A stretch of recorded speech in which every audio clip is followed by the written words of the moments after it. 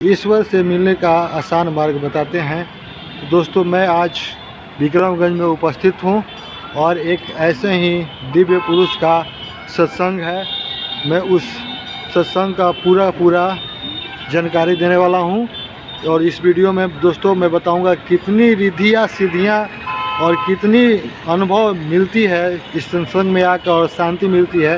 आप खुद इस वीडियो में रहेंगे और बने रहेंगे तो आप लोगों को भी अनुभूति होगी। दोस्तों चलिए आइए हमारे साथ। दोस्तों एबी प्लेक्स में आ चुके हैं और यहीं पर जो है कि प्रोग्राम होने वाला है और दोस्तों देख सकते हैं आप लोग। देखिए दोस्तों, इस प्रोग्राम यानी इस सत्संग का नाम है दिव्य चेतना सत्संग। माना जाता है कि इस सत्संग का जो गुरु महाराज जी थे वो किसी का भी मन का बात जान जाते थे और बिना बताए ही सब कुछ बता देते थे दोस्तों। यहाँ तक कि जब वो अपना शरीर त्यागने का समय में भी ये भी बता चुके थे कि हमको कब शरीर त्यागना है और किस समय हमको शरीर छोड़ना है। दोस्तों मैं अभी प्रोग्राम स्टार्ट होने वाला है और कैसा यहाँ का प्रोग्राम होता है मैं आप लोगों को बारीकी से सब दिखाने वाला हूँ। यूँ वीडियो में आप लोग बने रहिए। यहाँ के लोग कहते हैं दोस्तों कि गुरु महाराज जी जो थे दूसरों का रोग भी हर लेते थे, दूसरों का रोग अपने शरीर पर ले लेते थे और उसको ठीक कर देते। बहुत सारे लोगों का कैंसर भी ठीक किए थे और बहुत सारे लोगों का बहुत तरह का अनेक तरह का रोग को ठीक किए थे। तो दोस्तों ऐसे महापुरुष के सत्संग में हम लोग आए हुए हैं और जानेंगे इनके दरबार में कैसे क्या होता है, कैसे पूजा होता है, कैसे ईश्वर से मिला जाता है। मतलब दावा है कि अगर इनके रास्ते पर आप लोग चलते हैं या इनके रास्ते पर आप लोग बताए हुए विधि को करते हैं तो आप लोग ईश्वर को भी प्राप्त कर सकते हैं। तो चलिए दोस्तों, इसी तरह वीडियो में आगे मैं आप लोगों को इनका जो भी यहाँ पर अभी आचार्य लोग आएंगे उनका प्रवचन मैं सुनाऊंगा और सब आप लोगों को बारीकी से इस वीडियो में बने रहिएगा, सब आप लोग को मिलेगा।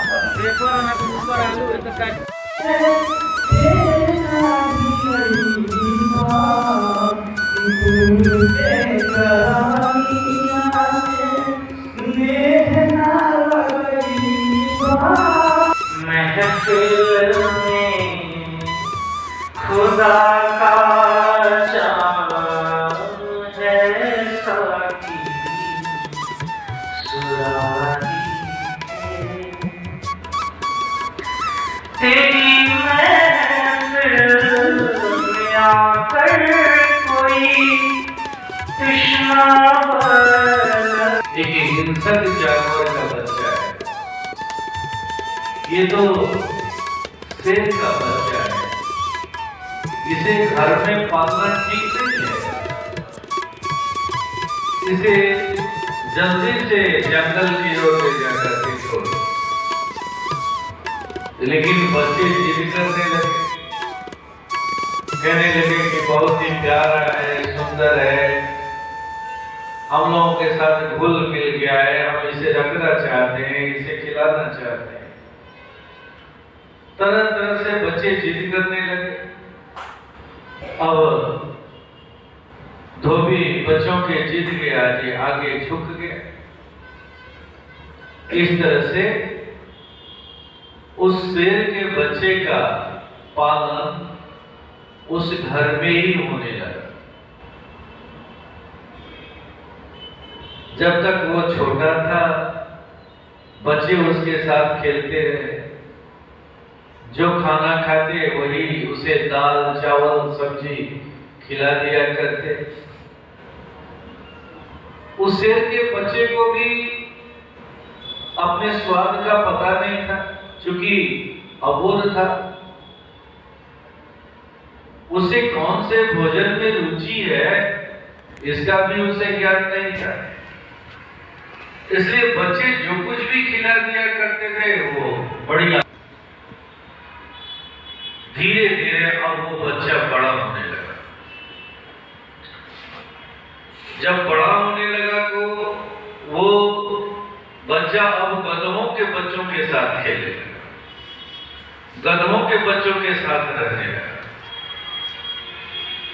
धोबी जब कपड़ा लेकर के नदी की तरफ जाता तो दो गधों के साथ उसके बच्चे भी जाते, साथ ही साथ शेर का बच्चा भी जाता। और गधों के बच्चों के साथ दिन भर जंगल में चरना भी सीख लिया और वो घास चरने लगा। गधों के बच्चों के साथ साथ वो भी घास चरना सीख लिया। कुछ दिन इस तरह से समय बीता। फिर कुछ दिन के बाद वो अब जवान हो गया, हिष्ट पुष्ट हो गया। जब हिष्ट पुष्ट हो गया तो धोबी ने सोचा कि क्यों नहीं अब इससे कुछ काम लिया जाए। धोबी के मन में ये विचार उठा कि क्यों नहीं इसके ऊपर भी अन्य गधों की तरह कपड़ा लादा जाए। अब धोबी उसको भी गधों की तरह इस्तेमाल करने लगा। अब गंदे मैले कुचैले कपड़े नगर से जो भी मिलते उसे लेकर के वो गधों के साथ साथ उस शेर के ऊपर भी लाद दिया करता और बड़ी आराम के साथ गधों के साथ वो नदी से चला जाता। धोबी वहां कपड़ा उतार लेता और गधों को छोड़ देता। गधे अगल बगल घास चरने के लिए निकल जाया करते। शेर जो था वो भी उन्हीं के साथ, चूंकि बचपन से उसे भी घास चरने की आदत हो गई थी, तो सीख लिया था उन गधों के साथ रहते रहते, तो वो भी उन गधों के साथ निकल जाता चरने के लिए। ठीक एक दिन ऐसा ही हुआ, वो गधों के साथ चलते चलते थोड़ा सा जंगल की ओर बढ़ गया। जंगल की ओर बढ़ा, वहां एक जंगली शेर दिखाई पड़ा। जैसे ही जंगली शेर वहां आया तो जंगली शेर देखता है कि उसे देख करके गधे डर नहीं रहे, कहीं भाग नहीं रहे। अब जंगली शेर इस बात को देख करके परेशान है। वो सोच रहा है कि मैं जंगल का राजा हूं, सारी दुनिया मुझसे डरती है, मुझे देखते ही लोगों के अंदर में खलबली मच जाती है, लेकिन ये शेर मुझे देख करके, ये गधे मुझे देख करके डर नहीं रहे।